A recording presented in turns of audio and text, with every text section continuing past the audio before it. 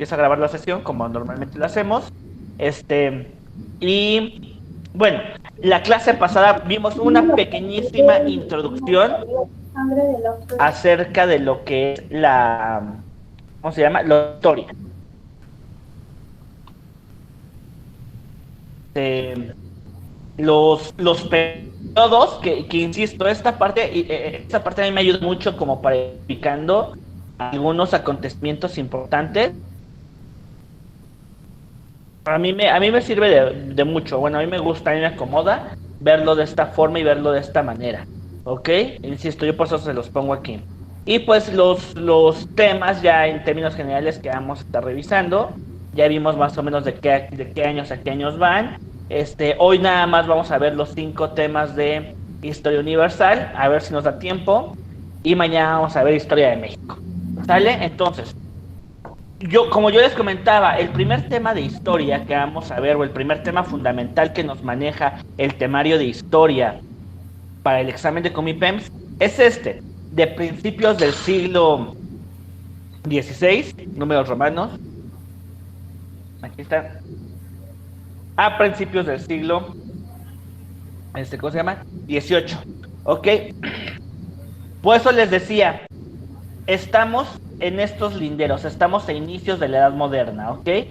Que aquí está en 1492, estamos poquitito de adelante, poquito después de Esparta. ¿Okay? A eso hacemos referencia con 18. ¿De acuerdo? ¿Qué vamos a ver? Esto a su vez se divide en tres grandes temas europeas y las rutas, que tiene que ver con el descubrimiento de América, tiene que ver con algunas cuestiones por el estilo. Ahí empezamos, por así decirlo, con la unión, y muchas cosas que vamos a ver en historia universal van a tener cierta relación con la historia de México. El 1.2 es renovación cultural y resistencia en Europa, el humanismo y sus expresiones filosóficas, literarias y políticas. La importancia que tuvo el humanismo, la ilustración, la enciclopedia, el renacimiento, etcétera, para conformar y para configurar la historia o la organización social, política, económica de Europa y de todo el mundo en términos generales en esas épocas, ¿no? Y por último, expediciones marítimas y conquistas, costas de África, India, Indonesia y América. ¿Sale? Entonces vámonos más rapidito. El contexto mundial, las demandas y las necesidades de abrir nuevas rutas. Europa tiene una cantidad limitada de recursos. Y Europa, si bien son varios países juntos, por así decirlo, comparten ciertas condiciones climatológicas, de relieve, son similares en términos generales los países europeos. Comparten tradiciones comunes, por así decirlo. Si bien, insisto, cada comunidad tiene su idiosincrasia, tiene sus particularidades, en términos generales son muy similares. ¿Ok? Francia, Italia, España. Insisto, tienen particularidades, pero son similares. No digo que sean iguales, son similares. ¿Qué es a lo que voy? Hay muchísimo más diferencias respecto a lo que se ve o a lo que se vive tanto en África como en Asia. No se diga América. La idiosincrasia en América y la forma en cómo se hacían y se hacen las cosas son sumamente distintas. Entonces, si bien no había los canales comerciales ni las vías de comunicación que existen hoy en día, sí existía la posibilidad de tener cierta interrelación. Aparte, es una curiosidad natural del ser humano tratar de explorar y tratar de ver más allá de lo que tiene, ¿no? Entonces se volvió muy famoso en algún punto Marco Polo por todos los viajes que pudo hacer en Asia. Esto es como un antecedente, porque esto se dio desde el año 1271. Este veneciano de tan solo 17 años viajó junto a su tío y padre por tierras hasta China tras un largo periodo al servicio del emperador mongol Kublai Khan. Como diplomático regresó a Italia junto a sus familiares en 1296.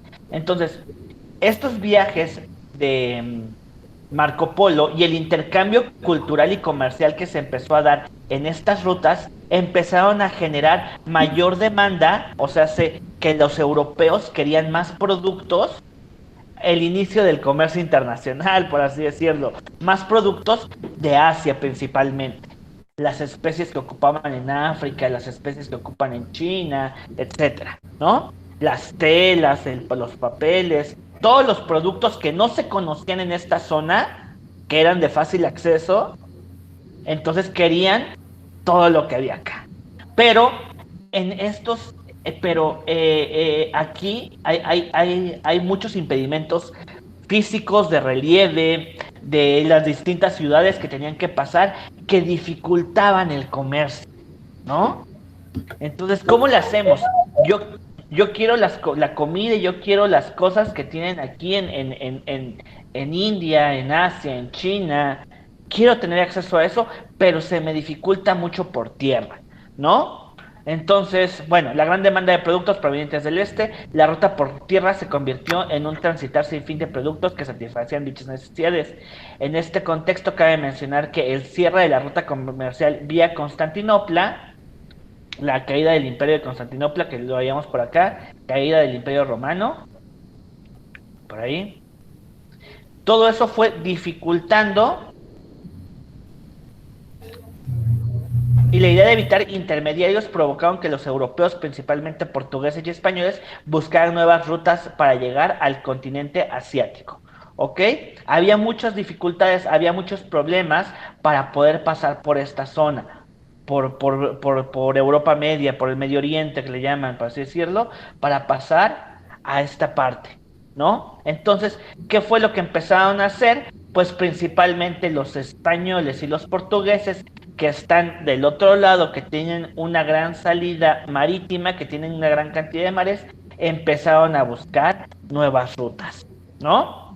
Y en estas nuevas rutas, recordemos que Colón, por ejemplo, tenía la idea, sí, que la Tierra era redonda y que, ¿cómo se llama? Y que iba a llegar, él tenía la idea de que esto no estaba y que iba a llegar de este lado, ¿no? Entonces, sin embargo, puede encontrar justamente América, ¿no? Y los portugueses, a su vez, trataron o intentaron de rodear, lo que hicieron ellos fue justamente rodear África para llegar a esta parte, ¿ok? Entonces, los grandes descubrimientos geográficos comprendidos entre los años 1400 y 1600 fueron el resultado del renacimiento científico. ¿Por qué? Porque estábamos en una época de nuevos conocimientos, de nuevos descubrimientos, un poquito derribar las ideas tradicionales de la iglesia, un poquito derribar la idea de que la Tierra era plana y que el Sol giraba alrededor de nosotros, un poquito la teoría copérnica del heliocentro y todo este tipo de cuestiones. Todo eso fue despertando el interés de los humanos por conocer y por tomar nuevas rutas, ¿ok? Y la fuente más importante del capitalismo al abrir nuevos caminos marítimos y descubrir nuevas tierras. Ya, parte de lo que hemos hablado de la globalización. Les digo, la globalización y el neoliberalismo y todos los problemas que conlleva funciona y existen en la actualidad y en nuestra sociedad porque es parte natural de la humanidad. Desde el principio de los años y desde el principio de los tiempos se buscaban formas de extender más tu comercio. Y si bien los europeos querían lo que había en estos países, también querían vender sus productos en otros lados, ¿no? Hacer llegar sus mercancías en otros lados, ¿no? Y con tal de aumentar o incrementar las ganancias, con tal de darle mayor vida al capitalismo. Desde entonces se empezaba a ver, ¿ok? Aunque siempre ha existido el dilema entre hasta qué punto la economía debe prevalecer sobre los gobiernos. Pero bueno, eso es algo que vamos a ver después. Fueron el punto de partida de una revolución de toda la vida económica de Europa y la etapa del capitalismo mercantilista. no vamos a ver economía como tal, pero el mercantilismo sí es fundamental y sí es muy importante. El mercantilismo justamente va de la mano con lo que le estoy diciendo. El tratar de hacer más negocios, el tratar de incrementar la cantidad de mercancías en circulación. Y otro punto bien importante, la acumulación de metales preciosos. Que eso va de la mano con lo que vamos a ver más adelante en la historia de México, con la explotación de recursos de plata, de oro, aquí en África más adelante en la época del imperialismo, la parte de la extracción de diamantes, por ejemplo, y el punto era que todo, y vean cómo Europa más allá en el Renacimiento y más allá de una idea antropocentrista del ser humano como el centro, yo me iría más a una cuestión de los europeos como el centro. Ellos como los que buscaban la expansión de su comercio, hacerse de cosas y todo gira y esta parte gira en torno de los conflictos que hay aquí en Europa, en el reino Borbón, en el reino español, en el reino austrohúngaro, los germanos, los anglos, todo ese tipo de cuestiones, todas esas disputas entre reinos van dando la configuración y van haciendo al mundo a su manera. ¿Okay? Estamos muy hechos a la cuestión europea. ¿Ok? Entonces, si bien ya dejamos la Edad Media atrás, por así decirlo, estamos hablando de la historia moderna, de la edad moderna, aún existían y aún existen, por ejemplo, monarquías. Lo sabemos perfectamente que en España siguen habiendo reyes, la reina Isabel en Inglaterra, la monarquía no se ha erradicado, ha modificado su forma de llevar las cosas, sí, es muy diferente la forma en cómo se llevan las monarquías.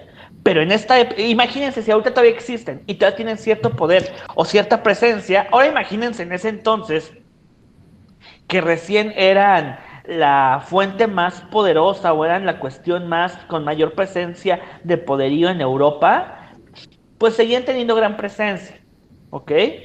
Entonces, y buscaban la manera ¿cómo se llama? De subsistir y de prevalecer, ¿no? Entonces tenemos lo que es el absolutismo europeo.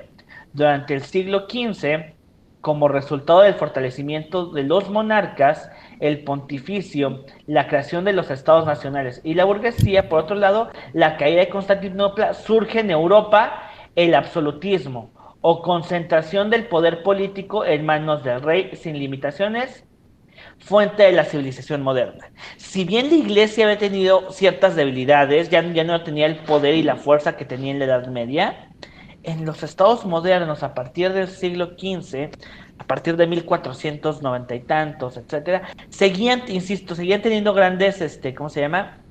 Grandes presencias y seguían teniendo gran poder los monarcas. ¿Por qué? Gracias a aliarse con la burguesía, mantener con cierta estabilidad a la iglesia, etcétera. Y eso generó que siguieran siendo los gobernantes absolutos. A eso se refiere absolutismo. El poder absoluto en un solo individuo, ¿ok? En el rey en este caso. Estos monarcas absolutistas siguieron la teoría del mercantilismo, que postulaba el aumento del poder del Estado, el cual tenía como base la acumulación de metales preciosos. ¿Ok? Eso es a lo que se refiere el mercantilismo durante el absolutismo. ¿Sale?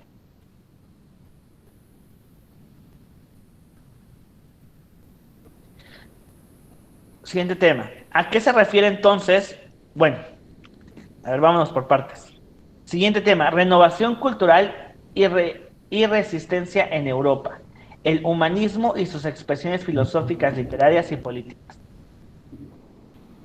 El humanismo y el Renacimiento y la Ilustración y la enciclopedia, para así decirlo, que son corrientes que van muy de la mano en Europa, justamente lo que pedían era disminuir un poco el poder de las monarquías. ¿Por qué? Porque buscaban mayor autonomía en los seres humanos. buscar y apegar por la libertad de comercio, la libertad de valores, la libertad del actuar del ser humano. ¿Ok? Pero fue muy difícil y fue un choque muy complejo. Incluso los monarcas y el absolutismo tiene un periodo que se llama absolutismo ilustrado, donde con tal de no perder el poder, cedían ciertos, ¿cómo se llama? Ciertos principios, cedían ciertos valores, cedían ciertas cuestiones a los, ¿cómo se llama? A los ciudadanos para mantener y para preservar su poder, ¿ok? Entonces, sí se adoptaron ciertas cuestiones de humanismo y de ilustración para preservar el absolutismo. A eso le vamos a llamar absolutismo, ¿cómo se llama? Ilustrado, ¿ok? Entonces, el humanismo propició una revolución científica, sobre todo en los seres humanos, la astronomía y las matemáticas. Algunas obras importantes son la Divina Comedia, Triunfos de Petrarca, de Camenón, de Boccaccio, El Príncipe de Maquiavelo, etcétera, entre otras. Aquí hay muchísimos más ejemplos en términos de pintura, de escultura, de matemáticas, de astronomía, lo que les decía de Copérnico, la cuestión heliocéntrica. Recuerden que el heliocentrismo, el sol en el centro, helio, sol, céntrico, centro, el sol en el centro, Leonardo da Vinci, etcétera. Igual, como siempre saben que a mí me gustan las infografías porque creo que son información sintetizada que nos sirve de mucho. Aquí nos definen el humanismo como un movimiento cultural, político, intelectual y filosófico europeo del siglo XV ligado al Renacimiento, especialmente en Florencia, Roma y Venecia, en personalidades como Dante Alighieri, Francesco Petrarca y Giovanni Boccaccio, que son los mismos que mencionamos acá, ¿ok? Para que vean la importancia que tienen. La nueva cosmovisión se centraba en el ser humano, en su razón y su capacidad para cultivar todas las ramas de la sabiduría, en oposición a la escolástica medieval precedente. Esto que el ser humano se centraba en el ser humano, a esto le vamos a llamar antropocentrismo, ¿ok? En el Renacimiento, en la Ilustración y en el humanismo, el ser humano es lo más importante. Y nuestra capacidad de razonar, de entender y de analizar las cosas, ¿ok? Más o menos en qué épocas estamos hablando, o qué propició, qué ayudó para esto, pues la imprenta tipo móvil, el descubrimiento de América, la caída de Constantinopla, etcétera. ¿Qué otra cosa? Algunas características del humanismo es la recuperación de la cultura de la antigüedad. Recuerden que en la Edad Media la Iglesia tenía controlado todo el tipo de conocimiento. Sin embargo, en el humanismo, en el Renacimiento, justamente se llama renacimiento porque es un renacer. El ser humano volviendo a nacer. Las ideas de la antigüedad, de la Grecia antigua, se retoman, renacen. ¿Ok? Vamos a encontrar gran parte de este pensamiento o una adecuación del pensamiento aristotélico, platónico, socrático, etcétera, en esta época. Obviamente adecuado a esta nueva realidad y a las nuevas necesidades europeas. Creaciones artísticas basadas en la civilización greco-latina, griega y latina, griega y romano, el antropocentrismo, lo que les decía, la cosmovisión en la cual el hombre es importante, su inteligencia, el valor superior restaurado, así como la fe del hombre contemporáneo. ¿Ok? Y bueno, aquí les dejo algunos ejemplos. La reforma protestante que va a tomar cierta importancia en Alemania y en Inglaterra, pero lo vamos a ver más adelante. ¿Ok? Ejemplos de pintura, etcétera. Esta infografía está muy bien hecha para entender esta parte. ¿Ok? Continuemos. 1.3. Expediciones marítimas y conquistas, costas de África, India, Indonesia y América. Recordemos el primer mapita que vimos, como los españoles salieron hacia América. ¿Cuándo fue? 1492. ¿Cuándo es el Día de la Raza? ¿12 de qué? ¿De 1492? De octubre. 12 de octubre, muy bien, de 1492. Pero recuerden también, en el mismo primer mapita se veía esta ruta de los portugueses. Portugal, ¿a dónde llegaron en América? A Brasil. A Brasil, muy bien. Brasil. Ok, pero así como, ¿por qué llegaron solamente a Brasil y por qué los españoles dominaron o conquistaron la mayor parte, la gran parte de los demás territorios? Justamente porque los portugueses dividieron sus fuerzas, dividieron sus expediciones hacia estas zonas, hacia África, para llegar a India por estas rutas, ¿ok? Debido a la ubicación geográfica de Portugal, estos fueron los primeros en llevar a cabo expediciones en el Océano Atlántico. Los portugueses iniciaron sus aventuras en las costas occidentales de África. Esta parte, recorrieron las Islas Madera, llegaron a las Canarias, exploraron Senegal, Cabo Verde, el Congo y llegaron al final a India. Uno de los más importantes o los dos más importantes navegantes fue don Enrique Bartolomé Díaz y Vasco de Gama, ¿ok? Ellos son de los más importantes. A la par, la llegada de Colón a América en 1492. Por otro lado, para finales del siglo XV, los reyes españoles o los reyes católicos, Isabel de Castilla y Fernando de Aragón, si no me equivoco, apoyaron los viajes en el Atlántico con el fin de encontrar una nueva ruta a Oriente. Ok, no contaban con la existencia de América. Contaban con que se iban a ir derechito, iban a llegar a China por el otro lado, lo que se había hecho en ese momento. En esta época fue que surgió Cristóbal Colón con la creencia de la redondez de la Tierra y que navegando hacia Occidente podía llegar a Oriente. En su primer viaje llegó a varias islas del archipiélago de Bahamas y parte de los litorales de Cuba y Haití. Desde ahí llegaron otros a las costas del Centro y Sudamérica y en 1513 Vasco de Núñez de Balboa cruzó el Istmo de Panamá. El Papa Alejandro VI reconoció en ese tiempo las posesiones de España y Portugal en América por medio de, esto es importante, la bula Intercaetera, pero este tratado de Tordesillas favoreció a Portugal ya que conquistó Brasil. ¿Ok? Insisto, si bien se estaba perdiendo un poco el poder de las monarquías, o se trataba de reacomodar, se trataba de modificar, apenas empezaban a tener una crisis, por así decirlo, empezaban apenas a tener problemas, todavía había gran poder. Entonces, cuando los españoles llegaron a América, el Papa les concedió la posesión de ese terreno. O sea, como que ignorando a las personas que vivían aquí, o sea, literal, se adueñaron de ese terreno solamente por llegar. Y porque los españoles se sentían el centro de todos. Bueno, no los españoles nada más. Los europeos en términos generales se sentían el centro. Y sentían con la suficiente capacidad de apoderarse y adueñarse de todos estos territorios. ¿Y por qué? Porque nos veían como incivilizados, nos veían como atrasados, nos veían como salvajes, y lo mismo pasó con América, con África, etcétera, ¿no? Incluso vamos a ver más adelante ¿cómo se llama? En el imperialismo, cuando llegaban, ¿cómo les llamaban? Protectorados. Yo te protejo porque tú solito no puedes. Esa era una de las excusas que le daban a los países o a las personas o a los lugares donde llegaban. Es que ve cómo estás atrasado. Ni siquiera tú solito te puedes cuidar.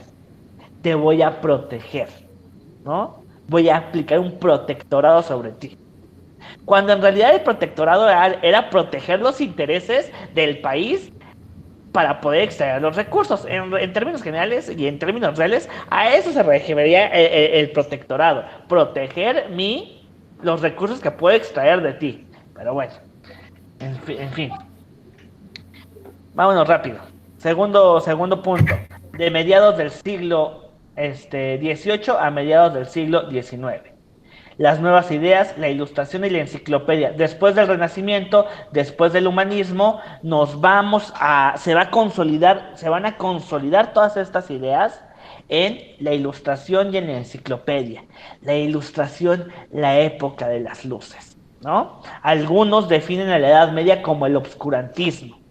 Por eso el Renacimiento y por eso el conocimiento de ahora da luz a un nuevo mundo, ¿no? Por eso es la época de las luces. Te ilustramos, te iluminamos esta oscuridad de la ignorancia, ¿no? Entonces, estas ideas ya consolidándose, sumadas a los problemas o a las crisis que empezaban a tener las monarquías, orillan al absolutismo europeo que tenga una reorganización administrativa, ¿no? A que se modifique la forma en cómo se manejaban y cómo se llevaban. Aquí vamos a ver de manera más tácita, de manera más tajante, la cuestión de el absolutismo ilustrado. Cómo, con tal de mantenerse, el absolutismo toma esta parte de la ilustración. ¿Ok? Y en este sentido, ¿qué importancia cobra la independencia de las 13 colonias? ¿Cómo esto va a originar, bueno, no originar como tal, pero cómo esto va a ser un factor que impulsa la Revolución Francesa? La Revolución Francesa como un punto súper importante, que ya se los había dicho, 1789, acuérdense del 789, y a su vez esta Revolución Francesa, ¿qué consecuencias tiene en América Latina y en Caribe? ¿No?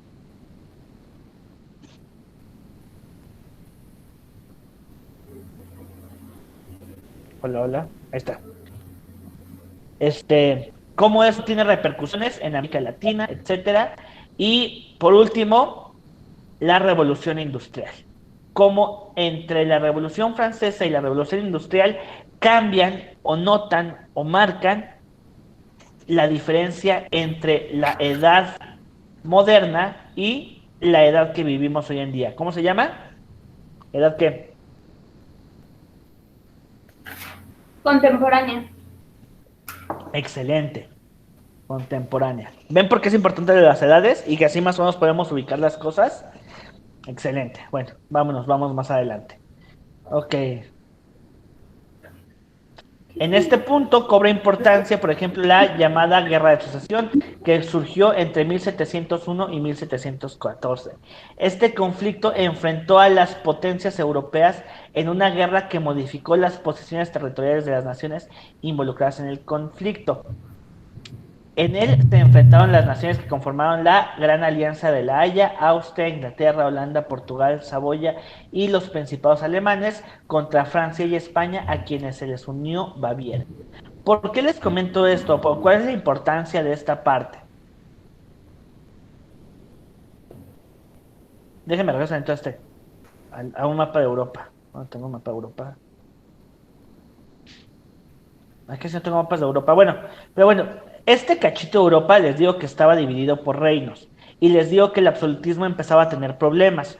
¿En qué sentido empezaba a tener problemas? Porque como todos se sentían dueños de todo, o se sentían más que otros, por así decirlo, o querían tener más poder y querían tener más control, Europa siempre ha tenido conflictos de ese tipo. Se pelean unos con otros, ¿ok? Y entonces, entre más poder tenían, más territorio querían. Y eso, insisto, también forma una de las partes o uno de los problemas. Por eso les decía, empieza a entrar en crisis, ¿ok? Pero bueno, entonces, si estamos hablando que esto viene del siglo XVIII a mediados del siglo XIX, este mapita me pareció muy adecuado y muy sintetizado de lo que pasó durante el siglo XVIII, el siglo de la razón. Siglo de la razón, siempre acuérdense que cuando hablamos de la razón o de el conocimiento, del desarrollo científico, etcétera, estamos hablando de ilustración e enciclopedismo. ¿Ok? Entonces, el siglo XVIII se caracterizó por la aparición de nuevas ideas de la ilustración. Se confía plenamente en la razón, la ciencia para mejorar la sociedad. Se basa en los pensamientos ilustrados o en los pensadores ilustrados. Algunos ejemplos o de los principales ejemplos: Montesquieu, Rousseau, Voltaire. Montesquieu, que escribió El espíritu de las leyes, La división de poderes. Rousseau, La democracia en América. Emilio, por ejemplo, tiene un libro que se llama Emilio. Voltaire, etcétera, ¿no? También se caracterizó por lo que les decía, el despotismo ilustrado, que eran los monarcas, los reyes absolutos, tomar ideas de estos pensadores, tomar ideas de la razón para conservar el antiguo régimen, para conservar el poderío de las monarquías, ¿ok? Esto aunado a una sociedad jerárquica y desigual. Era también lo que les decía, los monarcas no solamente se adueñaron o no solamente se apoderaron de las ideas de la Ilustración, también negociaron o también convencían a los, ¿cómo se llama? A los burgueses. Entonces tenían de su lado a los intelectuales y el poder económico. Y todo eso hizo que mantuviera, a pesar de los crisis y a pesar del problema que tenían las monarquías, hizo que todavía sobreviviera. Aunque no va a durar mucho esto, ¿eh? Vamos a llegar a un punto donde vamos a ver ya una crisis total de las monarquías, cómo los derrocan en Francia, etcétera, ¿no?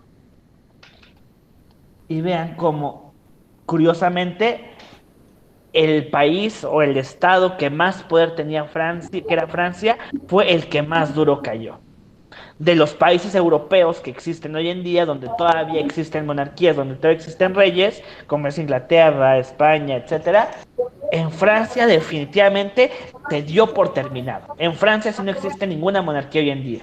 Al contrario, las monarquías son vistas muy mal para los franceses, ¿no? Fue el primer estado-nación que proclamó un sistema presidencial. Pero bueno, esa es otra cuestión que vamos a ver más adelante, perdón por adelantarme. ¿Ok? ¿Por qué fue la hegemonía francesa en el siglo XVIII? En términos culturales, el francés es la lengua culta de Europa y se imitan las modas las modas francesas. Hasta hoy en día, Champs-Élysées y todas esas cuestiones, es una de las capitales más importantes de la moda, ¿no? En términos políticos, se refleja en la victoria francesa en la Guerra de Sucesión, de la que hablábamos aquí. Quien mejor se colocó fue Francia, y esto da como resultado a Felipe V de Borbón, rey de España. También aliados, en algún punto aliados.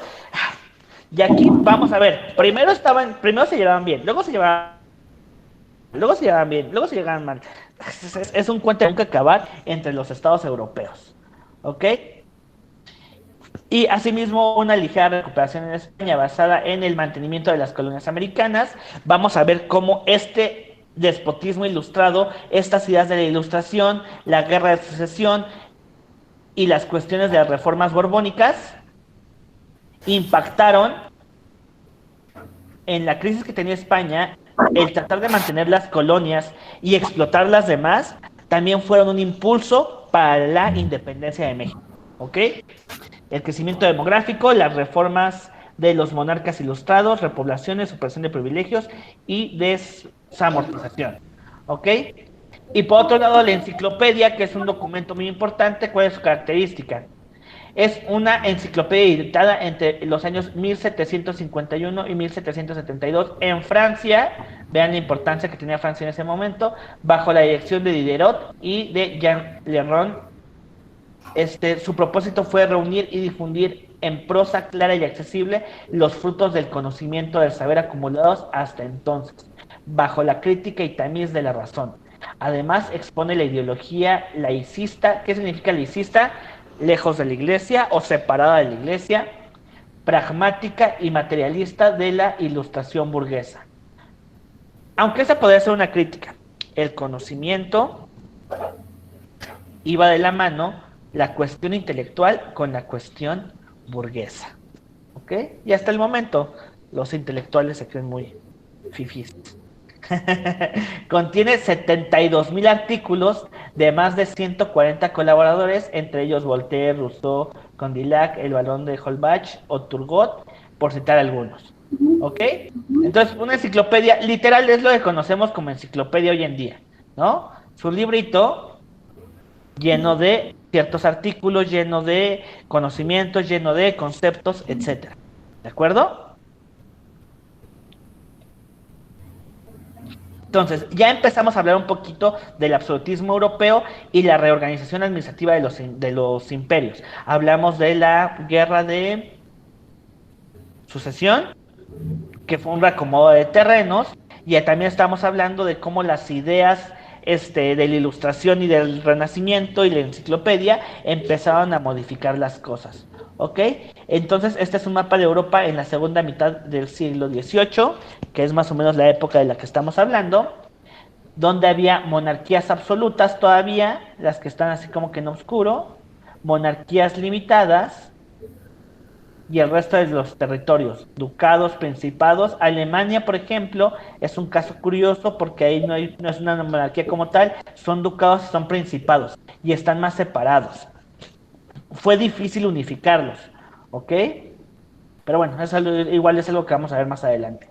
El absolutismo del siglo XVIII recibe el nombre de despotismo ilustrado. Ok, recuerden, es el mismo absolutismo que existía, el mismo poderío de los reyes, pero adquiriendo o tratando de tomar o tratando de incluir en su discurso ideas de la ilustración. Ok, que se puede definir como la utilización de la ideología ilustrada por parte de las leyes absolutas para mantener el absolutismo. E insisto, y no es que los reyes quisieran ser buena onda y decir, ay, te voy a dar más derechos, y va a haber menos explotación, y va a haber menos abusos. Más que fuera una cuestión que realmente quisieran, era una forma de mantener su poder, y véanlo de esa manera. Por eso se llama despotismo ilustrado, porque una forma de seguir manteniendo su poder, seguir manteniendo los abusos, pero con un discurso nada más. ¿Ok? Estos conflictos, estos problemas, trajeron la Guerra de los 7 Años, en donde participaron todos los imperios europeos. Consolidó el poder de la Gran Bretaña al vencer a Francia. Uno de los primeros problemas que empezó a tener Francia fue la derrota en esta. Si bien había ganado en la Guerra de Sucesión, en la Guerra de los 7 Años perdió contra Francia. ¿Ok? Digo que perdió contra Gran Bretaña. ¿Quiénes salieron derrotados? Francia y España. Aquí empieza España a tener también problemas. Vean de qué año estamos hablando. Falta poco relativamente hablando en estos términos históricos tan grandes, poco para la independencia de, ¿cómo se llama? De México, ¿no? Gran Bretaña, tras la contienda, ganó territorios en Canadá, Islas Guadalupe, Martinica, Senegal e India. Si bien, bueno, Inglaterra también fue un estado con un poder náutico importante, pero no estuvo tan reconocido, por así decirlo, en los primeros años de exploraciones. Por medio de guerras y por medio de otro tipo de situaciones, fue que Gran Bretaña fue expandiendo y fue teniendo representación en otros lugares.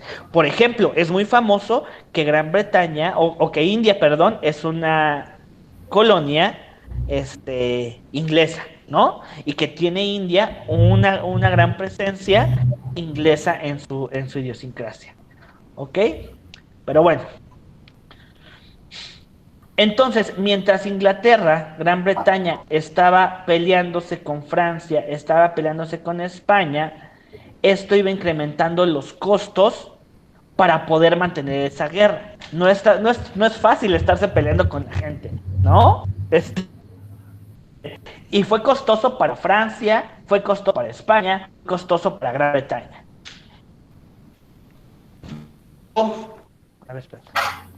Yo, Gran Bretaña, yo, Francia, yo, España, tengo colonias, estoy entrando en guerra, necesito recursos para la guerra. ¿Qué hago? ¿Qué creen que voy a hacer? Pues exprimir más a mis colonias, ¿no? Entonces, y uno, ¿qué se siente cuando, ¿cómo se llama?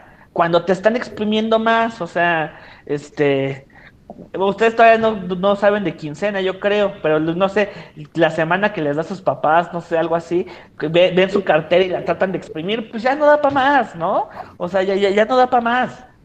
Así pasaba con las colonias, y principalmente con la colonia o con las 13 colonias estadounidenses, que Inglaterra, con tal de tener más recursos, les imponía más impuestos para poder pelearse con Francia y con España, ¿no? No sé si me explico. Entonces, empezaron a incrementar las leyes recaudatorias. Vean más o menos los años.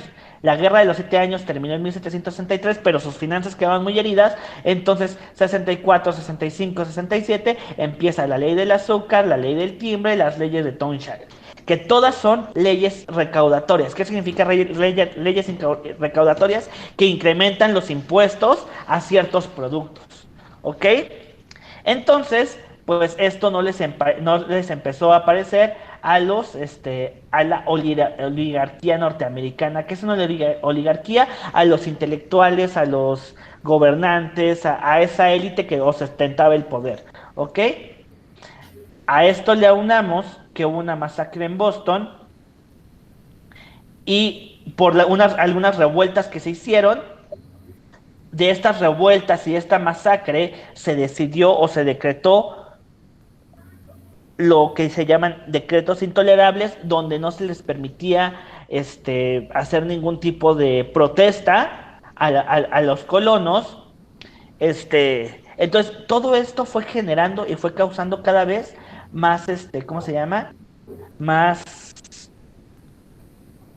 problemas y más revueltas. En lugar de disminuirlas, las incrementaron.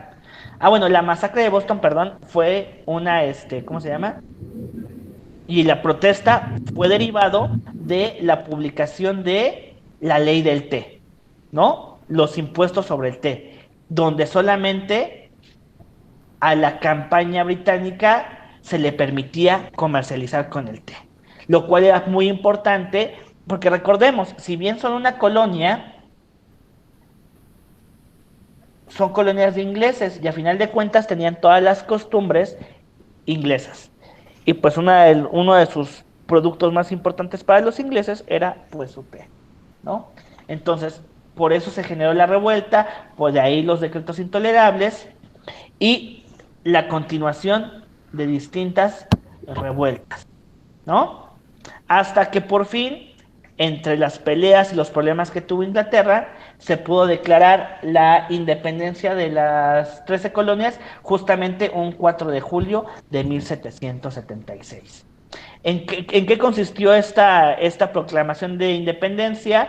En que se tiene un sistema legislativo bicameral, se implanta un poder judicial y un gobierno federal presidencialista. ¿Quiénes fueron los principales actores, por así decirlo, los principales impulsores de esta independencia en las 13 colonias? Los 4 padres fundadores: George Washington, John Adams, Thomas Jefferson y Benjamin Franklin. ¿Ok? Que después serán ellos los mismos que tomarán la presidencia de la República en esos años.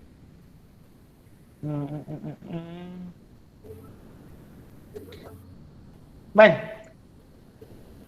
algo que siempre va a estar presente en estas revoluciones y en estos movimientos de independencia, mínimo en el de Estados Unidos, Francia y las siguientes corrientes de emancipación en América Latina, siempre van a tener como antecedente o como un elemento importante las ideas de la Ilustración.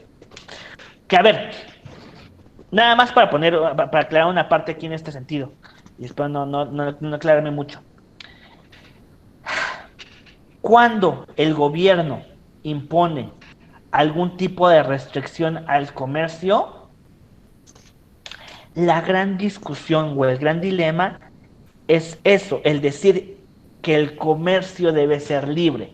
Desde aquí, uno de los principales principios de la Ilustración son las libertades. Pero es una forma curiosa de ver la libertad. Nosotros pensamos en la libertad en términos de, puedo ir a donde yo quiera, puedo comer lo que yo quiera, me puedo vestir como yo quiera. Pero eso, para mí, y esto ya es más como que punto de vista mío, ese discurso de las libertades del ser humano son una consecuencia. La principal libertad que se busca es la libertad de mercado, la libertad de poder comercializar cosas. Porque ya les dije, ese es un principio rector de la economía hoy en día. El que pueda vender mis productos en cualquier parte del mundo. El tratar de obtener la mayor cantidad de ganancias. Si me ponen un impuesto para que yo pueda vender mis cosas, entonces estás atentando contra mis ganancias. Y si atentas contra mis ganancias y contra mi dinero, pues obviamente me voy a inconformar. ¿Y qué es lo que voy a buscar? Quitarme esas restricciones. ¿Quién me está imponiendo esas restricciones en este caso? La corona inglesa. Entonces lo tengo que quitar de encima, me lo tengo que quitar de encima para poder absorber y para poder tener nuestras ganancias. Entonces, si bien ocupamos el discurso o se ocupa el discurso de la libertad en términos generales, ¿cómo se llama? En el fondo lo que existe es la búsqueda de libertad económica. Pero bueno, ese ya es otro tema. Algunas de las consecuencias que lo vamos a ver más adelante: Francia le declaró la guerra a Inglaterra, como también Inglaterra tuvo que mandar tropas, tuvo que invertir dinero en esto, pues se vio en problemas. Y Francia, que acababa de perder contra Inglaterra, pues dice, ay, pues yo también me le junto a las revueltas y también me trato de pelear con Inglaterra, porque a lo mejor ahorita está débil y a lo mejor ahorita le puedo ganar. La derrota del ejército británico por parte de las 13 colonias en 1778, la independencia de Estados Unidos en 1783 mediante el Tratado de París. Ahí donde ya se, ¿cómo se llama? Donde ya se declara como tal la independencia de Estados Unidos. ¿Ok? Pero bueno, entonces, derivado de la revuelta y derivado de la independencia de las 13 colonias, también Francia, o una de sus consecuencias, es que Francia busca también quitarse del yugo o quitarse de los problemas que conlleva el tener un monarca. ¿Ok? Ahorita vamos a ver un poquito más de eso. Las ideas de la Ilustración, insisto, aquí van a ser fundamentales para todos estos movimientos independentistas, ya que son un trampolín ideológico, como dice aquí. Y el otro, el proceso emancipador de Latinoamérica. ¿Recuerdan la palabra que yo les había dicho? Son protectorados. Yo los cuido, no se preocupen. Y así como nosotros, cuando estamos chiquitos, nuestros papás nos cuidan, en algún momento hay que emanciparnos, en algún momento hay que tomar las riendas y las decisiones por nosotros mismos. De la misma forma, los países latinoamericanos y los países colonizados dijeron, ya estuvo bueno de estar cuidados y protegidos por otras personas, ya puedo tener la capacidad de tomar mis propias decisiones, ¿no? Y ¿cómo se llama? Estos movimientos emancipadores surgen y se dan a partir de 1808. ¿Por qué? Porque ¿se acuerdan que yo les había dicho que Francia y España primero peleaban juntos? Pues ahora ya no. Ya se empezaron a pelear. Cuando Napoleón Bonaparte gana, o sí sale como victorioso, se coloca como emperador ¿cómo se llama? De Francia, trata de poner a su hermano como emperador o como rey de España, ¿no? Y aquí empiezan a tener conflictos entre Francia y España, lo cual debilita su poderío. Cuando Fernando VII vuelve a retomar el poder y quita a José Bonaparte, al hermano de Napoleón Bonaparte, que le llamaban Pepe Botella, porque decían que era bien borrachito. Este proceso entre que coloco a mi hermano, lo quito y me defiendo, y eso debilitó justamente a Francia y a España principalmente. Y si España estaba débil, porque estaba defendiéndose aquí, estaba tratando de volver a colocar a Fernando en el poder, pues descuidaron lo que pasaba en las colonias, ¿no? Y por eso, y eso permitió que personas como José Martín, Simón Bolívar, en Venezuela, en Argentina y más adelante en México, todo el movimiento de independencia que vamos a ver en Historia de México, y no me voy a detener mucho aquí, empezaron con sus movimientos, ¿ok? Y todo esto, y vean cómo todo va ligado entre la Ilustración, la independencia de las 13 colonias, el absolutismo europeo, etcétera. No sé si me alcanzo a explicar. ¿Alguna duda, alguna pregunta hasta acá? Porque creo que voy muy rápido. Voy muy rápido y ya van a ser las 12 y no llevamos ni la mitad de esta presentación. Dios mío. Bueno, me voy más rápido todavía. Causas externas e internas de la Revolución Francesa. La monarquía absoluta tenía contento al clero, a la nobleza, a la burguesía, bueno, al alto clero y a la nobleza. La burguesía y las clases populares estaban más abajo. Y decían, nosotros, la burguesía, somos los que mantenemos económicamente al país. Asimismo, los campesinos y las clases populares son los que generamos riqueza. Entonces, ¿por qué estamos hasta abajo? ¿Por qué estamos tan mal acomodados? Eso es uno de los principales motivos para iniciar ¿cómo se llama? Para iniciar la Revolución Francesa. ¿Ok?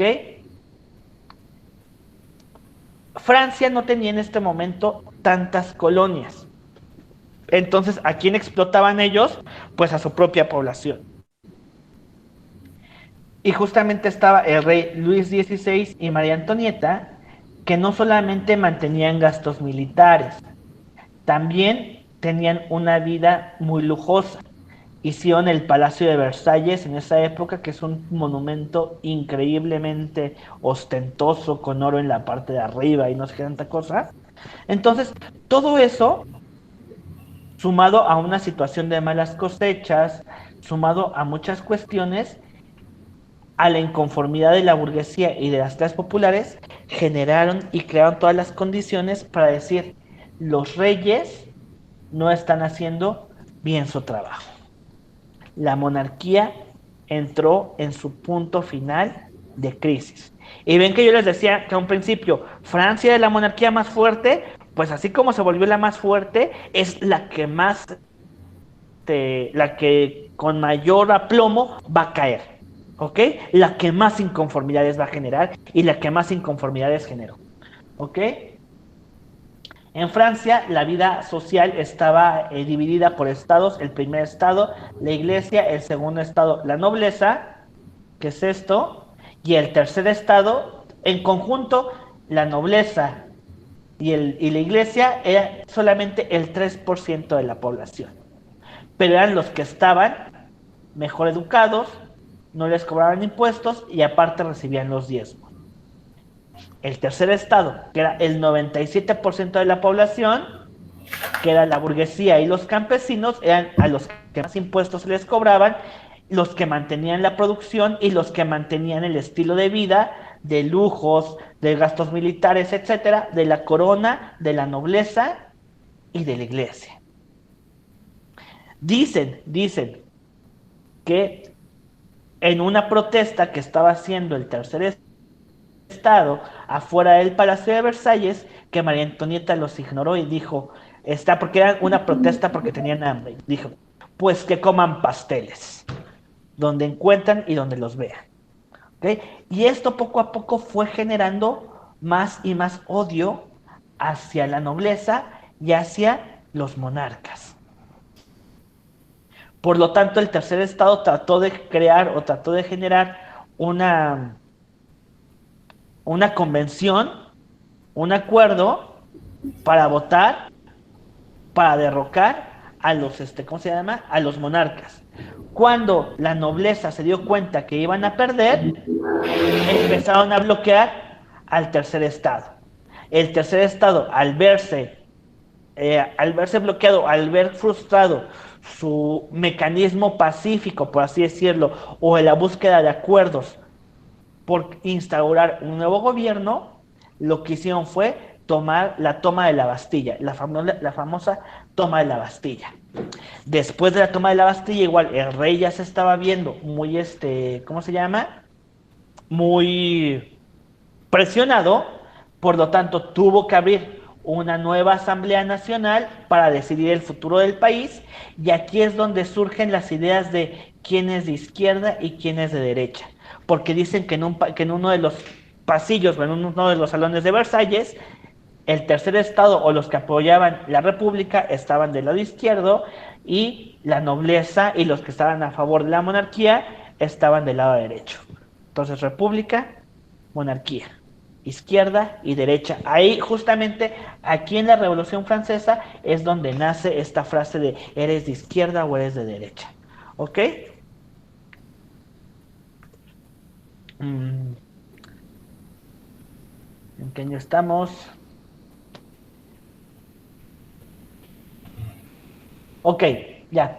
Después de que la Asamblea Nacional quita la monarquía e empieza a generar una nueva forma de gobierno, por así decirlo, los reyes tratan de escapar, o sea, Luis y María Antonieta tratan de escapar hacia Austria, porque Austria es la tierra de María Antonieta, ¿cómo se llama? Sin embargo, fueron apresados y empieza una época de terror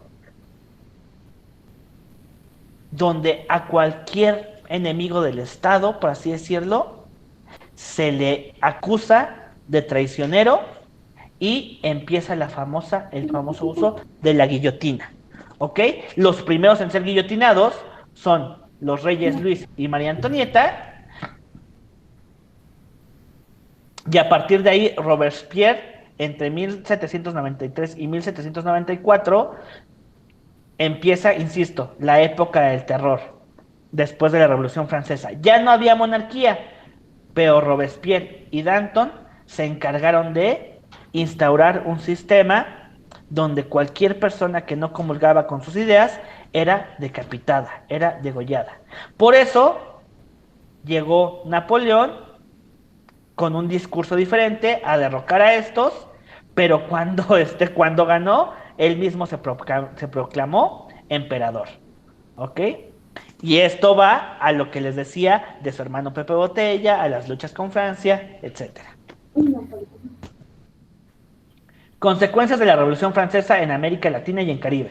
Ya un poquito ya les dije. Una vez que Napoleón se instaura como emperador, trata de expandir su terreno, trata de invadir a España, España entra en conflicto, esto debilita la fuerza de España, por lo tanto, descuida lo que pasa en las colonias. Pero bueno, lo vamos a ver un poquito más adelante cuando veamos Historia de México. ¿Vale? Nada más acuérdense de esta parte. Ok. Después de todos estos acomodos políticos, de la debilitación ¿cómo se llama? De las monarquías, de la ilustración, la enciclopedia, la búsqueda de la razón, la búsqueda de nuevos, ¿cómo se llama? De nuevos horizontes del conocimiento, nos llevan a la invención de la máquina de vapor, a necesidades de producir más cuestiones, y eso nos lleva a la famosa revolución industrial. ¿Cuál fue el principal lugar donde se dio la revolución industrial? En Inglaterra. Ok, acuérdense mucho de eso. En Gran Bretaña. En Inglaterra fue el principal o fue el pionero en la cuestión de la revolución industrial. Ok. ¿Qué vamos a ver aquí? Ciudades industriales, que es Londres principalmente. La revolución industrial, la necesidad de crear más productos, etcétera, trajo consigo condiciones laborales negativas y que perjudicaron en la vida de la clase trabajadora. ¿Qué es la revolución industrial? ¿Cómo la podemos definir de forma simple, de forma sencilla? Es el principal desarrollo del capitalismo. Inicia en Inglaterra en la década de 1750. Son cambios tecnológicos y políticos. Desarrolla la productividad mecanizada, o sea, ocupar máquinas que aprovechan las nuevas fuentes de energía, o sea, el carbón y el vapor, y la fuerza del trabajo desocupada. ¿Ok? ¿Cuáles son las ciudades industriales? Durante el siglo XVIII existieron en Inglaterra las condiciones, principalmente Inglaterra, las condiciones y los estímulos para la invención y el desarrollo de nuevas tecnologías, como el proceso de acumulación del capital, la existencia de instituciones financieras como bolsa, bancas y compañías de acciones, entre otros. Una monarquía constitucional. Aquí, por ejemplo, después de que vieron lo que pasó en Francia, los demás reyes dijeron, híjoles, nos va a ir muy mal si la gente sigue inconforme con nosotros. Entonces, pues mejor como que le bajamos 2 rayitas a nuestro despapalle y convertimos de monarquías absolutas a monarquías constitucionales. ¿Qué significa? Un nuevo orden político donde hay mayores libertades, donde donde hay un parlamento, donde hay un primer ministro, donde son elegidos ya de forma distinta, donde la transición sea más ligera. No hay como tal una independencia británica, algo por el estilo. No como pasó en Francia. Francia fue el ejemplo para decir, híjoles, le bajamos 2 rayitas a nuestro despapalle. En Francia también, pero ahí hubo más problemas, la Guerra Civil Española, pero bueno, cosas que vamos a ver, que pasaron más adelante en este proceso histórico, ¿sale? Pero bueno, eso es importante, saber que gran parte uno de los motivos que permitieron que Inglaterra pudiera llevar a cabo la revolución industrial es justamente que no hubo un proceso violento en su cambio político, que fue muchísimo más ligero, porque también ya sabían de los costos que incluía o que tenían que ver con una guerra y con una batalla, ¿no? Ya habían perdido las 13 colonias, tenían broncas con Francia, entonces dijeron, no, si seguimos bajo la misma dinámica, vamos a tener más problemas que ventajas, ¿no? Entonces vamos a hacer una transición más despacio. Pero bueno, una monarquía constitucional con una importante participación burguesa en el Parlamento, las inversiones del Estado en obras públicas, la investigación académica y el desarrollo de la ingeniería. Inglaterra era además la nación europea que había alcanzado un mayor desarrollo de comercio internacional gracias a su vasto imperio colonial que tuvo como consecuencia la acumulación de capital. ¿Ok? Condiciones laborales y de vida en la clase trabajadora. Pues imagínense, en la búsqueda, si la burguesía formaba parte de las decisiones y la burguesía son los dueños de las fábricas, ¿cómo creen que eran las leyes? Pues las leyes beneficiaban la producción en contra de las personas que trabajaban en las fábricas o a costillas de las personas que trabajaban en las fábricas. ¿Ok? Se establecen subsidios mínimos, se fija un mínimo de subsistencia a partir de un pan que daba el valor del subsidio. Se presta asistencia sin reclusión y convierten las casas de los pobres en centros de... Ah, caray, no se ve ahí. Déjenme. No me acuerdo qué decía ahí.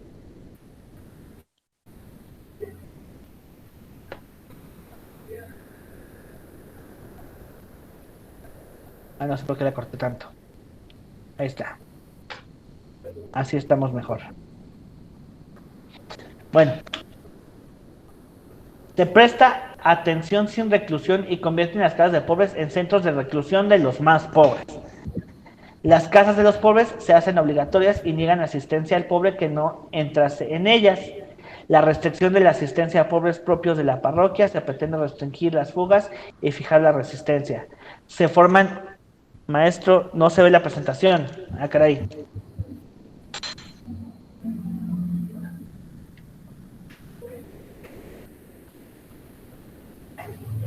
A ver, denme un segundo. Déjenme, veo qué pasa. No sé por qué no se ve. ¿Qué pasa? No se ve la presentación. ¿Te lo dijeron? Sí, ya.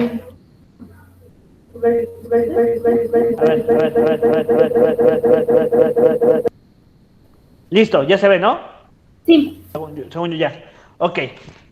Entonces, se reforma la ley de pobres como un instrumento de trabajo obligatorio y regulado localmente. Se empieza a castigar la holganacería.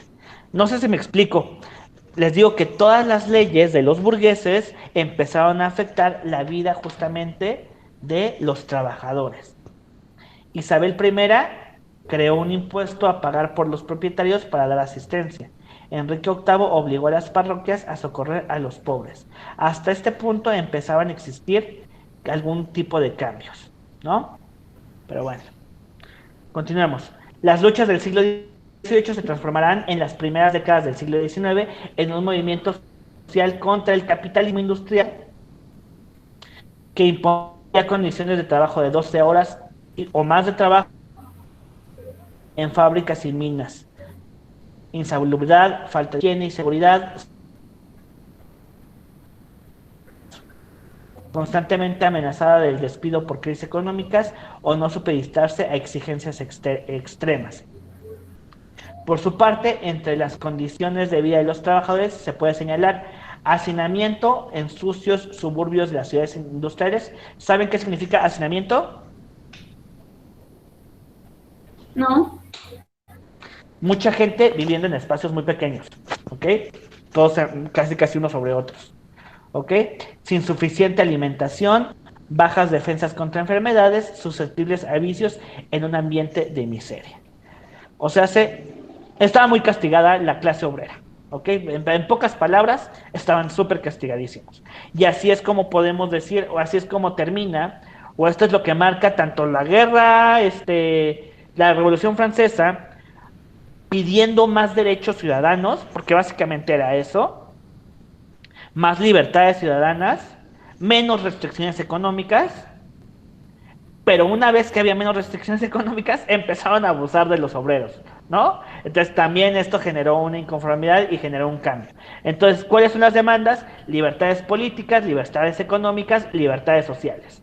En esos tres sentidos. Todas estas guerras, todas estas batallas, se luchan y se hacen para conseguir nuevos estados-nación, que vamos a ver un poquito más adelante. Aquí de mediados del siglo XVIII a 1920 empezamos con los primeros estados-nación, empezamos con los primeros intentos de, ¿cómo se llama? Intentos de cambiar la estructura política, administrativa, social, etcétera. ¿Ok?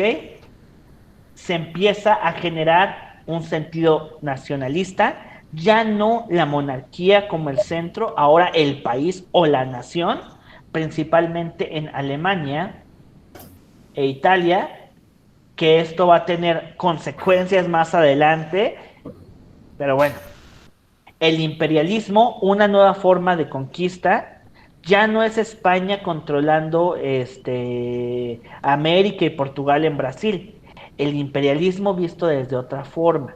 Lo que les decía, Inglaterra controlando a India, países europeos protegiendo o controlando África que a lo mejor en nuestras cabecitas es como un país, o sea, de puro desierto y ahí no crece nada, o sea, pero no, realmente tienen grandes recursos también, recursos naturales, recursos mineros, les digo, hay muchas comunidades o hay muchos países que tienen una gran producción de diamantes, lo cual fue aprovechado por Bélgica, por Holanda, una masacre terrible hacia la comunidad afroamericana, digo, a la comunidad africana, perdón, la afroamericana es del otro lado, la comunidad africana, pero bueno, de eso va a ser el imperialismo y su expansión en el mundo. Dejaron de estarse peleando un poquito las monarquías europeas y los países europeos al interior porque se dieron cuenta que era mejor seguirse expandiendo hacia afuera. Europa está muy chiquito, vámonos a conquistar el mundo. Vámonos a Asia y vámonos a África principalmente. ¿Por qué? Porque América también ya estaba peleando por su independencia. Nos pasó con las 13 colonias, nos pasó con México, nos pasó con Venezuela, nos pasó con Argentina, Simón Bolívar, todo este tipo de cuestiones. Entonces, ¿sabes qué? Déjalos, hay más de dónde agarrar. ¿A qué nos vamos? A África y a Asia principalmente. Un periodo de paz armada que hizo todo o que configuró todo para la Primera Guerra Mundial. Y por último, cómo terminamos con el Tratado de Versalles y qué consecuencias va a tener el Tratado de Versalles. Me voy más rápido aquí porque ya son 12:13. Ok, Napoleón también, ¿se acuerdan que nos quedamos que en la Revolución Francesa, Napoleón se proclama como emperador y una vez que es emperador empieza a tratar de expandirse, ¿no? Pero pues al buen Napoleón se le fueron las cabras, tuvo problemas, ya saben, en Rusia, ahí ya trató de conquistar lo que le pasó a Hitler y lo que le pasa a él, trataron de conquistar Rusia, el invierno ruso los acabó, se debilitó, acaban derrocando a Napoleón. Francia atraviesa por un periodo de la Comuna Francesa, bueno, otras cosas que no son tema ahorita, hasta configurar su sistema presidencialista. Pero bueno, después de la caída del Imperio Napoleónico y de las guerras de principios del siglo XIX, se formó una coalición de naciones integradas por Rusia, Prusia, Reino Unido, España, Portugal, Austria y Suecia, que tenían como objetivo defender a sus naciones de cualquier tipo de invasión e intervención, tal y como lo había intentado Napoleón al tratar de conformar su gran imperio bajo su dominio. Entonces, los principales países de Europa dijeron, ¿saben qué? Era lo que les decía, mejor ya no hay que meternos en broncas entre nosotros. Mejor nos ponemos de acuerdo y nos quedamos como estamos bien, ¿no? Ya de aquí para acá mío, de aquí para allá tuyo, y no nos metemos en más broncas. ¿Ok? Durante la primera mitad del siglo XIX, las revoluciones y movimientos sociales y obreros fueron una constante, lo que decíamos acerca de los abusos a la clase obrera, producto de las ideas liberales. Aquí seguimos con ideas de la Ilustración, la libertad, libertades políticas, sociales, económicas, etcétera, emanadas de la Revolución Francesa. Recordemos, y perdónenme, no se los puse, un documento sumamente importante emanado de la Revolución Francesa fue los derechos del hombre y el ciudadano, ¿no? Los derechos universales del hombre y el ciudadano. La primera vez, ahí sí, la primeritita vez que como tal se declaran unos principios o unos derechos para el ser humano, ¿ok? Por lo que se creó un clima revolucionario que llevó a algunas naciones a fortalecer el nacionalismo como respuesta a las monarquías absolutas. Es lo que les decía. Dijeron, miren, ¿saben qué? En lugar de concentrarnos en la figura del rey, vamos a concentrarnos en la figura del país y vamos a hacer una transición política más tranquila. Ok, de esta manera veremos dos ejemplos en este proceso. La unificación italiana y alemana, que les permitirá fortalecer sus fronteras e iniciar, en el caso de la segunda, su despegue industrial para contender por la supremacía capitalista en la región. ¿Se acuerdan que les decía que en Alemania había principados y ducados? Algo muy similar pasaba en Italia. Había principados y había ducados, que cada quien estaba como que muy aislado. Por eso hubo la necesidad en esos dos países particularmente de fortalecer la idea nacionalista para unificar los ducados y los principados y hacer una sola nación lo más fuerte posible. ¿Ok? El imperialismo y su expansión en el mundo.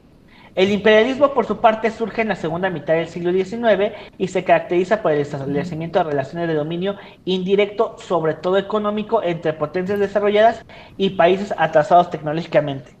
Vean cómo en 40 años, de 1840 a 1880, cómo crece. Estos son vías férreas, nada más, de trenes. Pero a lo que voy es, si así crecieron los ferrocarriles, eso significa o eso implica que así creció también la economía y así crecieron diversos aspectos y diversos ámbitos. ¿Ok? Pero como se dan cuenta, entonces, a lo que voy es que ya no había más lugar. ¿A dónde le crezco? ¿De dónde más saco recursos? ¿A dónde más vendo? Ya estoy saturando aquí en Europa. Y ya no es eficiente estarnos peleando entre nosotros. ¿Qué hago? Me voy a países más atrasados tecnológicamente. Ya les dije, América se están poniendo muy al brinco. ¿A quién? Pues con los africanos, ¿no? Chistosos los europeos. El imperialismo aparece con la Gran Depresión de 1873, una de las primeras crisis económicas que se mantuvo hasta 1896. Dentro de los factores que recortaban los beneficios empresariales podemos considerar la creación de sindicatos obreros y sus luchas que hicieron subir los salarios. ¿Ok? Ciudadanos inconformes, obreros inconformes, crean sindicatos para proteger sus derechos. Durante los años de 1870 se redujeron en forma drástica las tasas de interés y el descuento bancario, lo que provocó el incremento del capital disponible en busca de inversiones. La reducción de los costos de producción y el aumento de la productividad impulsó la caída de precios entre 1870 y 1880, por eso que se agravó por la fuerte competencia existente entre los productores y la consecuente contracción de la demanda de productos. ¿Qué es a lo que voy? Estas son reglas de economía. Tengo, no sé, 2 cocas, bueno, mejor dicho, tengo una coca y 3 personas con mucha sed. ¿A quién le voy a dar la coca? A quien me pague más dinero. Pero imagínense, tengo a 3 individuos que ya ni siquiera tienen sed y tengo 10 cocas, ¿cuánto va a valer cada coca? No sé si me explico. Una coca va a valer mucho, si varios la quieren. Muchas cocas que no son apreciadas, que no son queridas, valen poco. Con la revolución industrial y el crecimiento de los productos, empezó a haber tantos productos que la gente empezó a dejar de demandarlos. Por lo tanto, hay una crisis. de que no se venden las cosas. Por lo tanto, tengo que buscar dónde venderlas o dónde meterlas, ¿ok? Las potencias imperiales fueron aquellas naciones que pudieron enfrentar la ocupación militar en todo el planeta. Los ingleses, franceses y alemanes configuraron imperios en varios continentes. Pero vean qué tan debilitado quedó España y Francia, España y Portugal, que eran los que tenían mayor costa, que eran los que tenían mayor salida al mar, que los que se colocaban mejor ahora son los ingleses. Bueno, los ingleses son de isla, gran salida al mar, pero los franceses y los alemanes, que están un poquito más alejados, también se pudieron colocar, ¿no? Mientras que otras potencias se limitaron a ocupar espacios geográficos determinados, como los portugueses y belgas en África ecuatorial, los italianos en África oriental y los rusos y japoneses en el extremo oriente. Aproximadamente la cuarta parte, este dato es, vaya dato perturbador, diría Luisito Comunica. Aproximadamente la cuarta parte de la superficie del planeta se repartió entre media docena de estados. O sea, dividimos a todo el planeta en 4 cachitos. 6 países eran dueños de esa cuarta parte del planeta completo. Es una barbarie. En el periodo de 1876 a 1915. Y vean que no es hace tanto tiempo, ¿eh? O sea, es historia reciente, es historia contemporánea, ¿ok? Conformando al mundo como un mosaico de territorios coloniales y semicoloniales.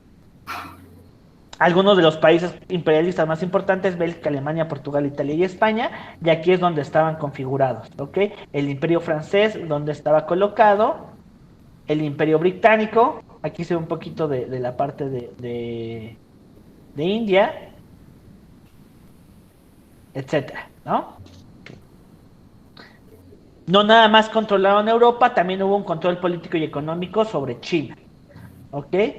Japoneses, Imperio chino, adquisiciones del Imperio francés, hasta aquí estaba metido Francia, posesiones alemanas que eran muy pequeñitas y muy chiquitas, etcétera. En Asia existían estructuras políticas bastante sólidas. Había imperios de importancia considerable como el chino, el persa y el turco. Aquí fue más difícil. Dense cuenta cómo aquí casi el total del territorio africano estaba ocupado. Aquí la mayor parte es de China. ¿Por qué? Porque estaba muchísimo más consolidada su cultura, ¿ok? Por lo que el tratamiento que los europeos les dieron fue diferente a las tribus africanas. Cuando trataba de dominar pequeños territorios con gobiernos indígenas organizados, no se establecía una colonia, sino un protectorado, ¿ok? Lo que les platicaba. Es decir, se rodeaba al gobierno aborigen de consejeros europeos que vigilaban la protección de sus intereses. Un aspecto importante del reparto de Asia es que en él participaban estados no europeos como Rusia, Estados Unidos y Japón. Ok, Japón también se adueñó de algunas cosas, Estados Unidos de Filipinas, etcétera, y los rusos. Aquí está, miren, esta está más clara. Reino Unido, que estaba controlando en la parte de Asia, Francia, Estados Unidos, por acá, Países Bajos, Indonesia, Japón, toda esta parte, Corea, tuvo muchos problemas, Corea y Japón. Portugal aquí ya empieza a tener muchísimo menos presencia, ¿ok? Etcétera. Muy bien. Muy bien, continuemos. La paz armada y la Primera Guerra Mundial. En el periodo de 1871 a 1914, recordemos, los países europeos dijeron: vamos a dejar de pelearnos entre nosotros. Sí, me dejo de pelear, pero, adivina qué, tengo una gran cantidad de industria, los productos son poco demandados, empiezo a hacer armas. Por eso se llama la paz armada. No hay lucha, no hay batalla, pero sí produzco muchas armas. A eso se refiere la paz armada. Ha sido considerada como una época de paz en Europa, no porque no hubiese guerras, sino porque esta no involucró a todas las potencias. La creciente producción de armas era una constatación más de lo volátil de la situación. A ello se debe justamente el nombre que se le conoce a este momento de la historia: la paz armada. Sin guerra, pero preparándose para ella. El desarrollo de la industria de armas había comenzado desde mediados de la década del 80 con la invención del acorazado. El acorazado es un tipo de como tanque, ¿cómo se llama? Como con acero por fuera y que le instalaron torretas y cañones, etcétera. ¿Ok? Equipado con artillería pesada, también se disponía de la ametralladora y de la dinamita. La segunda revolución industrial, el acero.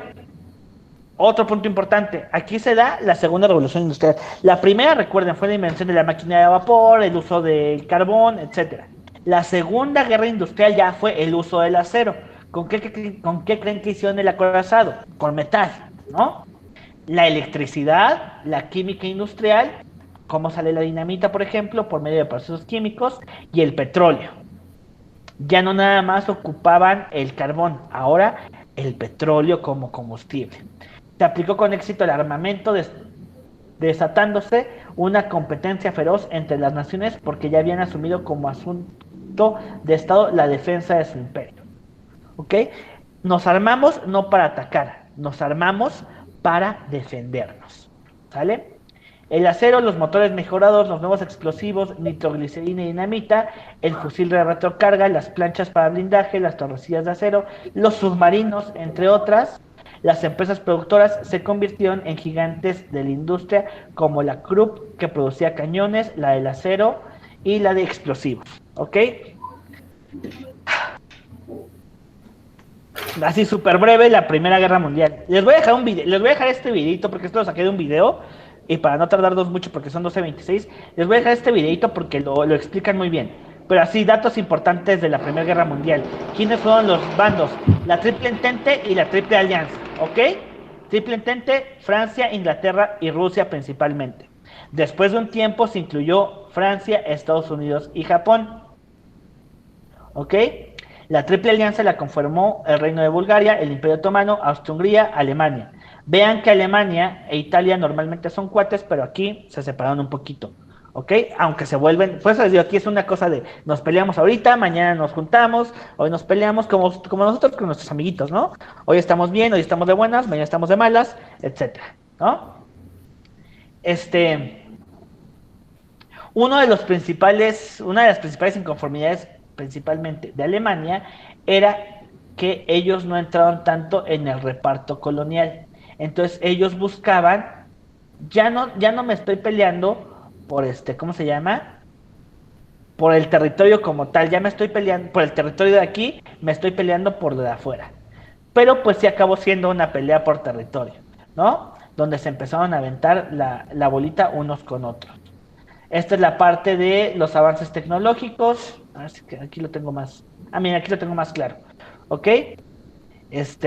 Recuerden quiénes son la Triple Entente, la Triple Alianza. El detonante de la Primera Guerra Mundial, en la época del imperialismo y el colonialismo, a todo lo que les estuve platicando, fue la muerte de ¿cómo se llama? El archiduque Francisco Fernando, heredero al trono austrohúngaro. Él es sobrino, por ejemplo, de Maximiliano de Habsburgo, que vamos a ver en la revolución, en la parte de México. ¿Ok? Alemania le declara la guerra a Francia, Italia a Austria-Hungría, Austria-Hungría a Serbia, Rusia a Austria-Hungría, Alemania a Rusia, Inglaterra a Alemania. Otra vez, les digo, se trataron de poner de acuerdo los países para estar más o menos en orden. Pero, ¿cómo se llama? Pero era una amistad muy frágil, ¿ok? Y por eso la inconformidad que mostró Alemania por el reparto de África detonó y desató todas las demás luchas y las demás batallas, ¿ok? Algunas de las características de la Primera Guerra Mundial fue la lucha en las trincheras. Si pueden ver, vean una película que se llama Dunkerque, que acaba de salir, donde se ejemplifica muy bien cuál es la situación de las trincheras, que era justamente hacer estos surcos más abajo del nivel de tierra, a partir de ahí atrincherarse o resguardarse, y así se llevaban las ¿cómo se llama? La guerra en ese momento. Ok, la parte de esto. Ok, en 1915 se derribó un buque estadounidense, y eso, ¿se acuerdan que les dije que Estados Unidos se incluyó después? Pues justamente fue con eso, con la caída de este buque estadounidense, ellos fue que se metieron más a la guerra. ¿Ok? Esta batalla, esta lucha entre Rusia, Austria, Alemania y Rusia, y el debilitamiento del imperio ruso, por así decirlo, detonó también en la Revolución Rusa, donde surge Vladimir Ilich Lenin como uno de los principales actores. Que esto, la Revolución Rusa, que más adelante va a dar paso a la URSS, va a tomar gran importancia en la parte o en la sección de la Guerra Fría. ¿Ok? ¿Cómo termina la Primera Guerra Mundial? Con el Tratado de Versalles, ¿no? El Tratado de Versalles pone fin a la Primera Guerra Mundial y en un futuro va a desatar la Segunda. Los países europeos decidieron castigar duramente a Alemania por su papel en la Primera Guerra Mundial, un acuerdo que pronto atormentaría el mundo. Fue precedido de una conferencia de paz que duró más de un año, no gustó a ninguno de los países firmantes. Furiosos por lo que consideraba un duro diktat, o sea, una paz impuesta, los políticos alemanes de derecha utilizaron el tratado como punto de encuentro nacionalista. ¿Se acuerdan que hablaba de los ducados, de los principados, de que se empieza a fomentar en Alemania un sentido nacionalista? Pues este mismo sentido nacionalista, después de los castigos del Tratado de Versalles, van configurando todo para poder iniciar la Segunda Guerra Mundial. Ay, son 12:30. ¿Qué hacemos? Me falta el punto 4 y 5. ¿Cuántas diapositivas son? A ver, déjenme ver.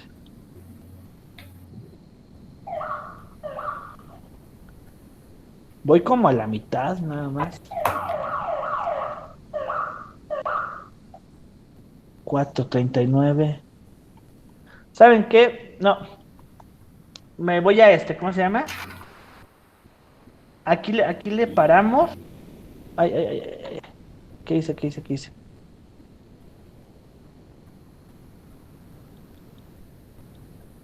No. Espérenme, chicas. Ahora sí.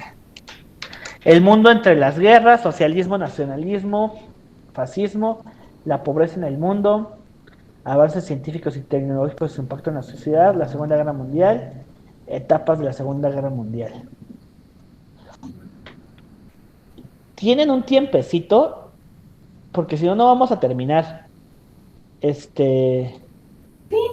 ¿Les parece si nos quedamos un ratitito más? Sí. Las otras chicas no tienen problema, nos quedamos un ratitito más, o no están cansadas ya. Si tienen tiempo, nos quedamos un ratito más y mínimo vemos la parte del nacionalismo. Y ya, la Segunda Guerra Mundial, son poquitas, nada más son estas 3 diapositivas. Y ya, la Segunda Guerra Mundial, les subo un videito hoy, junto con el de la Primera y la Segunda Guerra Mundial, porque son importantes. Les subo un videito hoy, que saqué de YouTube, la verdad, no es mío, pero que están muy bien explicados, les va a servir de mucho. Y ya, y la última parte, me la echo mañana, para iniciar con Historia de México. Y mañana nos echamos Historia de México. ¿Sale? No voy a comentar de más de 15 minutitos. ¿Sale? Entonces, Karen, ¿nos quedamos un ratito? Mari. Sí, está bien. Ok, sí, les digo, porque si no, no vamos a terminar. Entonces, vámonos, pues. Aparte, es súper rápido. Va a ser súper rápido esta parte. Porque ya empezamos a verlo. ¿Ok? Entonces ya, quedamos hasta el final de la Segunda Guerra Mundial, el Tratado de Versalles. Esto marca como que, no una edad como tal, pero sí marca una parte importante, ¿no? La inconformidad que se genera y que se crea en Alemania. Entonces, después de esta inconformidad que se crea en Alemania, tanto porque llegó tarde a la repartición, tanto como porque perdió la Primera Guerra Mundial, ¿cómo se llama? Porque perdió, porque lo castigaron mucho con el Tratado de Versalles. Entonces, ¿qué es lo que hace o qué es lo que busca? Implantar un nacionalismo, ¿no? Y entonces, ¿cómo se puede implementar o cómo se puede implantar un socialismo?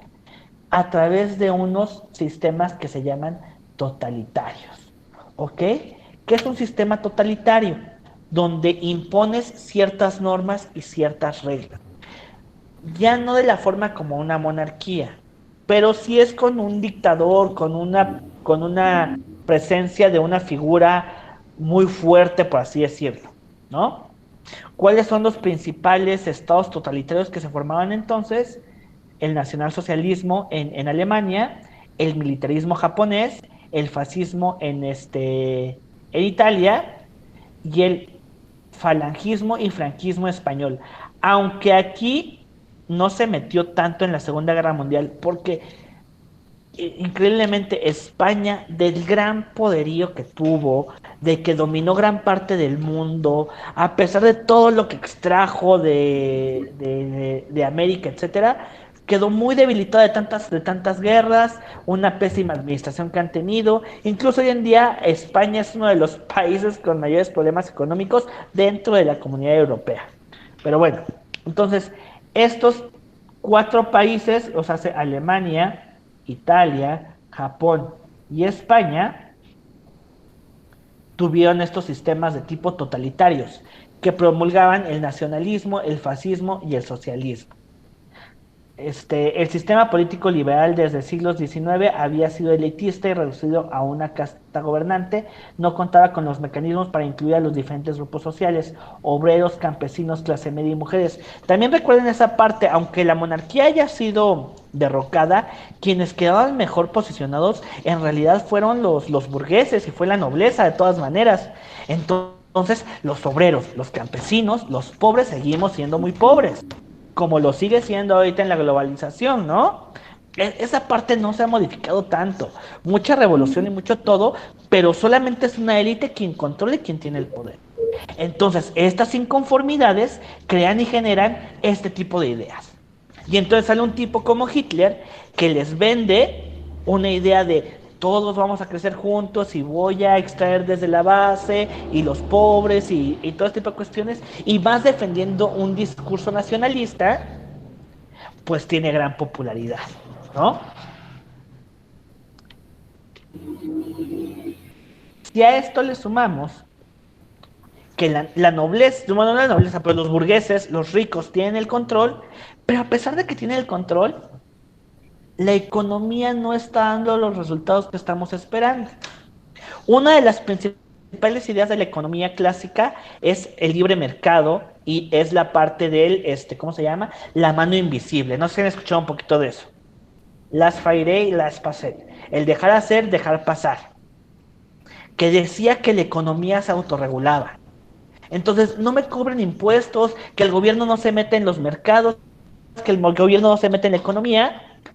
¿Por qué? Porque la economía solita se regula. Oh, sorpresa, llega 1929 y ¿qué creen? Nos ocurrió algo similar que en la revolución industrial. Empezamos a tener gran producción que ya nadie quería comprar cosas. Y entonces los almacenes de las fábricas y de las empresas estaban atascados de cosas. ¿Y qué hacemos ahora entonces con tantas cosas? Pues no se pueden vender, las acciones de las empresas caen, entramos en una crisis total. ¿Qué pasa entonces con la economía? Tanto pelear por las libertades, tanto pelear por las libertades económicas, y resulta que acabamos en una crisis brutal, y una crisis que afectó no nada más a Estados Unidos, que empezó en Estados Unidos, pero afectó a todos los países del mundo. Entonces algo está mal. La economía no se está llevando bien a cabo. Ahí es donde cobra fuerza el socialismo, ¿no? Entonces hay que tener otra forma de economía. Economía y gobierno. Hay que proteger ciertos, ¿cómo se llama?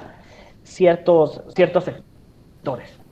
Pero bueno, durante esta etapa del siglo, casi la mitad de la población, 1.5 millones, vivían en condiciones de pobreza, apartados de la seguridad social y programas de prevención de enfermedades. La mayor parte radicaba en África, Asia, China e India, América Latina y otros países participantes de Europa, aunque estos últimos solamente durante unos años. ¿Ok? En esta época hubo grandes avances científicos y tecnológicos, así como en la transición de la paz armada de la de los estados absolutistas hacia la Primera Guerra Mundial, que hubo grandes avances en cuestión de acero, petróleo, electricidad, etcétera, aquí también hay otra revolución o hay otros avances científicos muy importantes. Entre 1920 y 1930, por ejemplo, se descubrió el núcleo del átomo, la penicilina, la insulina, las vitaminas y cómo sintetizarlas. Se comenzó a utilizar el automóvil y la bicicleta, la luz eléctrica se empezó a masificar en grandes ciudades y las clases altas comenzaron a definir su estatus social. Y como siempre y como todo, el ser humano no ocupa esto solamente para el bien, ocupa todos estos inventos y todos estos avances tecnológicos con fines bélicos, con fines de guerra, ¿no? Y esto hace que las guerras sean más duraderas y más fuertes. Y bueno, ahora sí, hasta ahí nos quedamos. Fue cortito, les digo. Empezamos y les digo, mande. Bueno, yo tenía unos apuntes de Dime. lo de la Gran Depresión y Uh-huh. me dice algo de un New Deal de Roosevelt Ah, en el 32. ok, claro, mira. Estados Unidos tuvo, te digo, la crisis del 29 es una crisis que se les llama de sobreproducción. Había muchos productos, la fabricación con la cuestión de la revolución industrial, de la creación y de la producción en masa, empezó a haber muchos productos. Insisto, y no había gente para, ¿cómo se llama? Para comprarlas. Entonces, ¿cómo salimos de la crisis? Si no hay dinero, si la gente ya ni quiere comprar ni tiene dinero y todos empezamos a tener una crisis. Hay que buscar nuevas formas de sobrepasar y de sobresacar esto, ¿no? Entonces, una alternativa del socialismo, que eran medidas proteccionistas hacia las clases más bajas. Estados Unidos, por su cuenta, toma otro tipo de alternativas. Aquí surge un economista muy importante que es Keynes. Keynes dice, quien puede impulsar la economía es el Estado, no visto como el socialismo, no que el Estado haga el negocios, sino que el Estado impulse economía. ¿Cómo puede impulsar economía? Con una nueva forma de llevar las cosas. Ese es el New Deal, un nuevo trato, una nueva forma de llevar la economía. ¿Ok? El New Deal conlleva América para los americanos, el New Deal conlleva, por ejemplo, ¿cómo se llama? Mayor inversión,